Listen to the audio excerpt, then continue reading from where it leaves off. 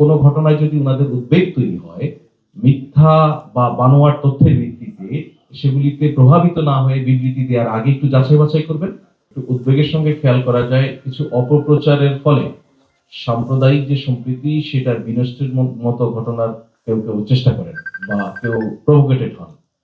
সর্বশেষ নরসিংদীতে একজন মুদি ব্যবসায়ী, পুলিশ এবং পরিবারের প্রাথমিক যে ধারণা তিনি হচ্ছে পারিবারিক কলহ এবং ব্যবসায়ের পূর্বশত্রুতার জেরে খুন হয়েছেন। ভদ্রলোকের ধর্মীয় পরিচয়, উনি মণি চক্রবর্তী, ধর্মীয় পরিচয় সনাতন হওয়ার ফলে এটি নিয়ে নানান জায়গায় মিথ্যা প্রপাগান্ডা তৈরি হয়েছিল যে সাম্প্রদায়িক হামলায় তিনি নিহত হয়েছেন। এই ধরনের সেটার ভিত্তিতে আমরা খেয়াল করেছি যে কয়েকজন বিশিষ্ট নাগরিক বিবৃতিও দিয়েছেন। ওদের স্বপ্ন পূরণে পাশে থাকতে পেরে আমরা গর্বিত।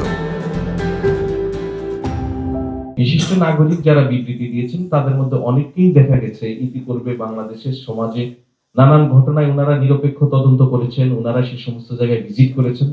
তো আমরা প্রত্যাশা করব কোনো ঘটনায় যদি ওনাদের উদ্বেগ তৈরি হয়, মিথ্যা বা বানোয়াট তথ্যের ভিত্তিতে সেগুলিতে প্রভাবিত না হয়ে বিবৃতি দেওয়ার আগে একটু যাচাই বাছাই করবেন এবং প্রয়োজনে তারা সরজমিনে ভিজিট করবেন, সেখানে কোনো সাম্প্রদায়িক ইস্যু আছে কিনা সেটা দেখবেন। আদারওয়াইজ ওনাদের এই ধরনের বিবৃতি বা মিথ্যা তথ্য যখন দুটো মিলে এক জায়গায় দাঁড়ায়, এটা আমাদের যে সোশ্যাল যে সাম্প্রদায়িক যে হারমোনিটা এটা বিনষ্টের ক্ষেত্রে বড় ভূমিকা রাখতে পারে।